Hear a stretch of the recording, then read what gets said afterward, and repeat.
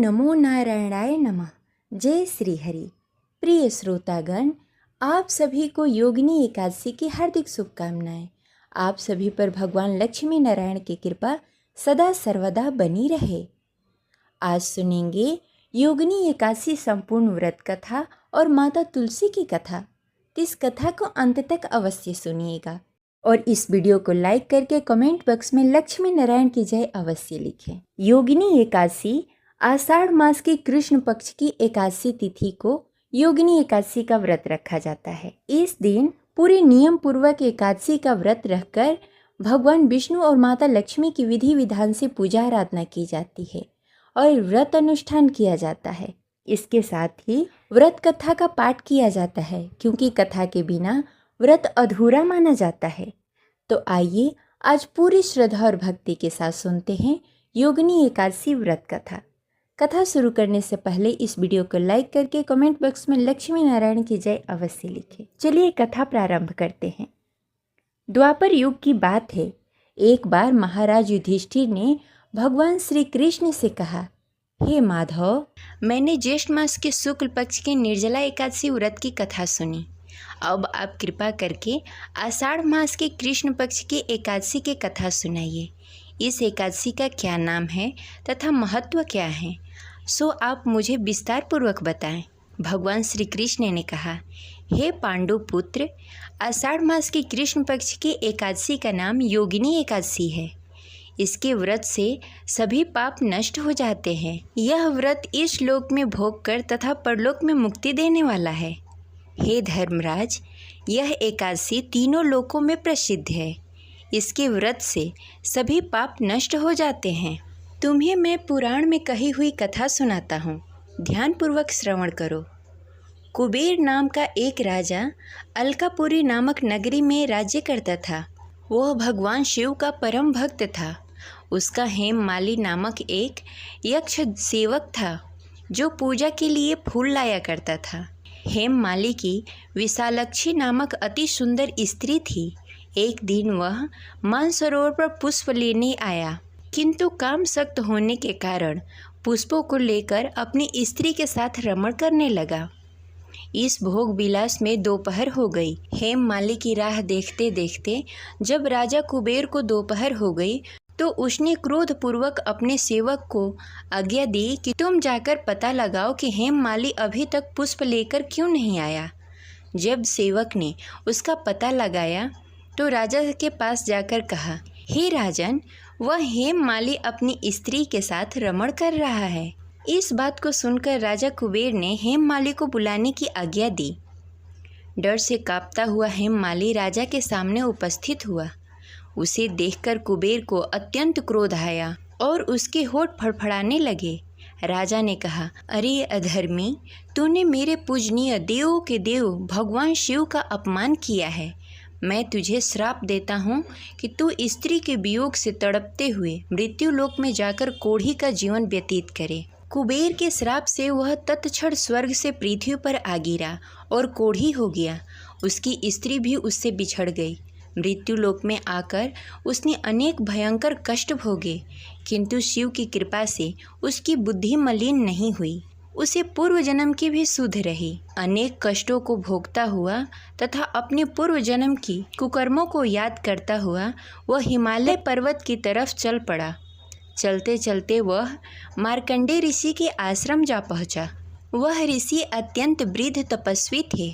वह दूसरे ब्रह्मा के समान प्रतीत हो रहे थे और उनका वह आश्रम ब्रह्मा की सभा के समान शोभा दे रहा था। ऋषि को देखकर हेममाली वहाँ गया और उन्हें प्रणाम करके उनके चरणों में गिर पड़ा।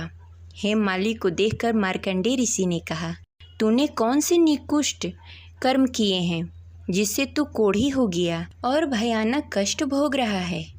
महर्षि की बात सुनकर हेममाली बोला, हे मुनि श्रेष्ठ, मैं राजा कुबेर का अनुचर था। मेरा नाम हेममाली है। मैं प्रतिदिन मानसरोवर से फूल लाकर शिव पूजा के समय कुबेर जी को दिया करता था।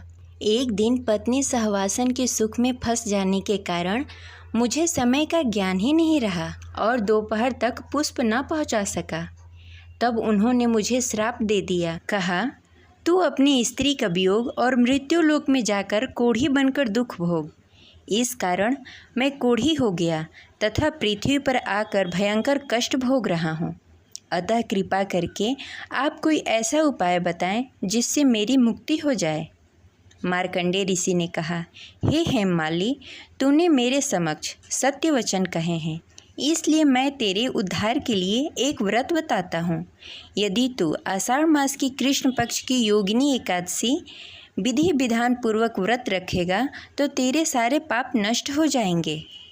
महर्षि के वचन सुनकर हेममाली अति प्रसन्न हुआ और उनके वचनों के अनुसार योगिनी एकादशी का विधि विधान पूर्वक व्रत करने लगा।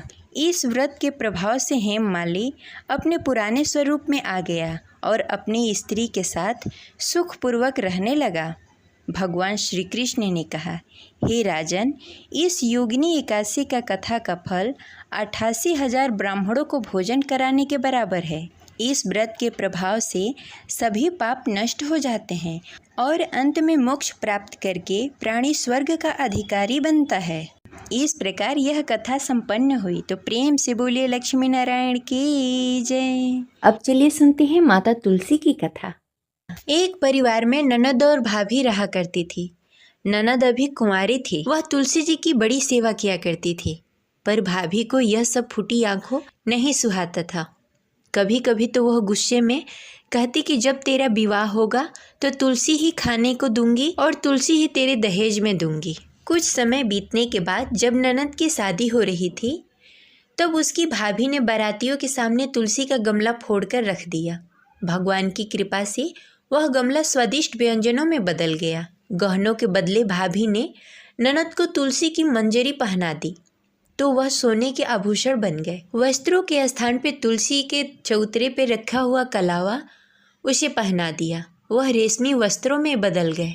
जब उसकी विदाई हुई तब उसकी भाभी ने तुलसी को ही उसके साथ दे दिया। ससुराल में उसके दहेज आदि की बहुत ही बड़ाई हुई।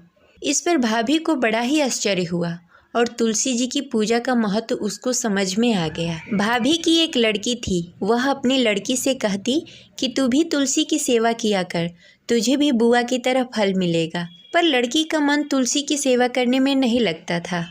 ऐसे ही दिन बीतते गए। कुछ दिनों के बाद लड़की के विवाह का समय आया तो भाभी ने सोचा, जैसा व्यवहार मैंने ननद से किया था उसी के कारण उसे इतनी इज्जत मिली, क्यों न मैं अपनी लड़की के साथ भी वैसा ही व्यवहार करूं। उसने तुलसी का गमला फोड़कर बारातियों के सामने रख दिया, परंतु इस बार मिट्टी मिट्टी ही रह गई। मंजरी और पत्ते भी अपने पूर्व रूप में ही रह गए तथा कलावा भी उसी रूप में रह गया। सभी बाराती भाभी की बुराई करने लगे। ससुराल में सभी लड़की की बुराई कर रहे थे। भाभी ननद को कभी घर नहीं बुलाती थी। भाई ने सोचा मैं ही बहन से मिलाऊं। उसने अपनी इच्छा अपनी पत्नी को बताई तथा सौगात लेकर जाने के लिए कुछ मांगा। भाभी ने थैले में ज्वार भरकर कहा, और तो कुछ है नहीं, यही ले जाओ। वह दुखी मन से चल दिया। भला बहन के घर कोई ज्वार लेकर जाता है। बहन के नगर के समीप पहुंचकर उसने एक गौशाला में गाय के सामने ज्वार का थैला उलट दिया। तब गौपाला ने कहा, ए भाई, सोना मोती गाय के आगे क्यों डाल रहे हो। भाई ने उसकी सारी बातें बता दी तथा सोना मोती लेकर प्रसन्न मन से बहन के घर गया। बहन बड़ी प्रसन्न हुई। ये सब चमत्कार माता तुलसी की वजह से हुआ, क्योंकि वह लड़की माता तुलसी की परम भक्त थी। प्रेम से बोलिए जय माता तुलसी। ऐसी ही दूसरी कथा के अनुसार एक नगर में एक बुढ़िया माई थी। वो एकादशी का व्रत करती और तुलसी को सींचती और कहती कि हे तुलसी माता, सत की दाता, मैं तेरा बिरला सींचती हूँ। मुझे बहू दे, पीताम्बर की धोती दे, मीठा मीठा घास दे, बैकुंठ में वास दे, चटक की चाल दे, पटक की मौत दे, चंदन का काठ दे, रानी का राज दे, दाल भात का भोजन दे, एकादश की मौत दे, कृष्ण जी के कंधा दे। तब तुलसी माता यह सुनकर सूखने लगी। तब भगवान ने पूछा, हे तुलसी, तुम क्यों सूख रही हो। तुलसी माता ने कहा कि एक बुढ़िया रोज आती है और यही बात कह जाती है। मैं सब बात तो पूरा कर सकती हूँ, लेकिन कृष्ण का कंधा कहाँ से लाऊंगी।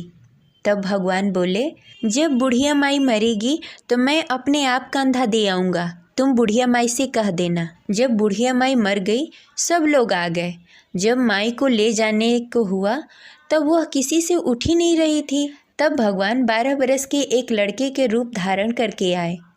बालक ने कहा, मैं कान में एक बात कहूँगा तो बुढ़िया माई उठ जाएगी। बालक ने कान में कहा, बुढ़िया माई मन की निकाल दे, पीताम्बर की धोती ले, मीठा मीठा घास ले, बैकुंठ का वास ले, चटक की चाल ले, पटक की मौत ले, कृष्ण का कांधा ले। यह सुनकर बुढ़िया माई हल्की हो गई। भगवान ने कांधा दिया और बुढ़िया माई को मुक्ति मिल गई। हे तुलसी माता, जैसे बुढ़िया माई को मुक्ति दे दी वैसे सबको दे। ये रही आज की कथा। आशा करते हैं आपको अच्छी लगी होगी। तो इस वीडियो को लाइक करें और ज़्यादा से ज़्यादा लोगों को शेयर करें। मिलते हैं अगले वीडियो में, तब तक के लिए हरे कृष्णा, राधे राधे, जय माता तुलसी।